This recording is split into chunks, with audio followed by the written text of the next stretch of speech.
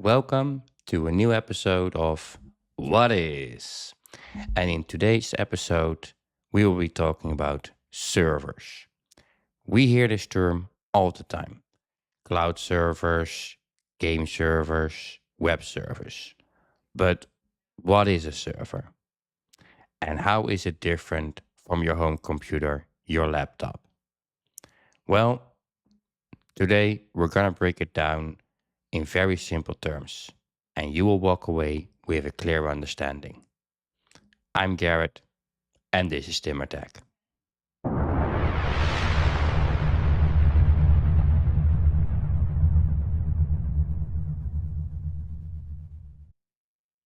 What is a server? Well, a server is essentially a computer, but not like the computer sitting on your desk. Unlike a regular computer that you use for browsing, gaming, work, or watching this video, a server is designed to perform a specific task and run 24/7. Think of it this way: your home computer, you have a screen to watch, your monitor, your keyboard, your mouse. A server, it doesn't need any of those. It's designed to run automatically without any human interaction. But what makes it different from a normal PC? Well, you have your home computer and you have a server. A server has a few extra neat features. It has multiple power supplies, and data centers are actually designed to have separate power coming into the building so that these features are being used. A server has multiple network connections. So, where your laptop only connects to a single Wi Fi, a server has multiple network cables and it is connected to multiple networks at the same time so that if one network fails, it still keeps working. It's still connected. It can still send out data or receive data to do its work. The hardware is also a little different. When you're talking servers, most of them are actually enterprise grade hardware, which means they're not only more expensive, but they actually use components that are designed to work under heavy load 24/7. Most of them actually are enterprise grade hardware, which means that, for simple terms, it's not only more expensive, but also designed to withstand breaking down under 24/7 operations, right? And finally, remote management, which means that system administrators can access and manage these servers remotely without the need to be physically present, because servers can be located anywhere. And you don't want to walk through everything. All of these features make servers reliable, durable, and perfect for handling critical tasks without any interruption. Okay, so now we know what makes a server different from your personal computer. But what do we use them for? Well, let's talk web servers.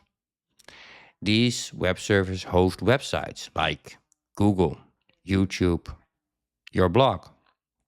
Every time you visit a website, you're actually connecting to a server somewhere in the world, and that server gives you the website you requested. Database servers. These database servers, they hold massive amounts of structured data. Inventory records for companies, customer records, even your Netflix watch history. Database servers holds vast amounts of data. See it like massive Excel sheets, truly massive. Then we have media servers. Media servers like Netflix or, hey, YouTube, you're watching this video. This video is actually sent to you from a YouTube media server. And these media servers, they store a massive amount of videos and all kind of media content, and they stream it to millions to billions of people simultaneously. Game servers. Ever played the online multiplayer game? The reason you get smooth experiences while playing online is that there are special servers dedicated for the gaming. And these servers are designed so that they can handle all those connections and super fast processing so that everything in the game runs as smoothly as possible. Then there are cloud servers. These are like Google Drive, iCloud to store your photos, your documents, your backups, and allow you to access them from anywhere. Servers, they handle so much in our day to day life: emails, security, AI processing, all the financial transactions in the world, all done by servers. So, in simple terms, a server is a powerful, specialized computer that provides services, whether it's hosting websites, storing files, serving this video to you.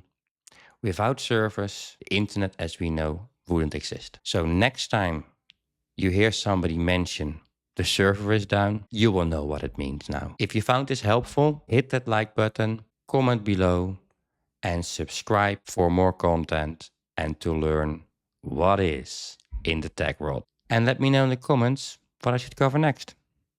Thanks for watching. I'll see you in the next video. I'm Garrett, and this is Timmertech.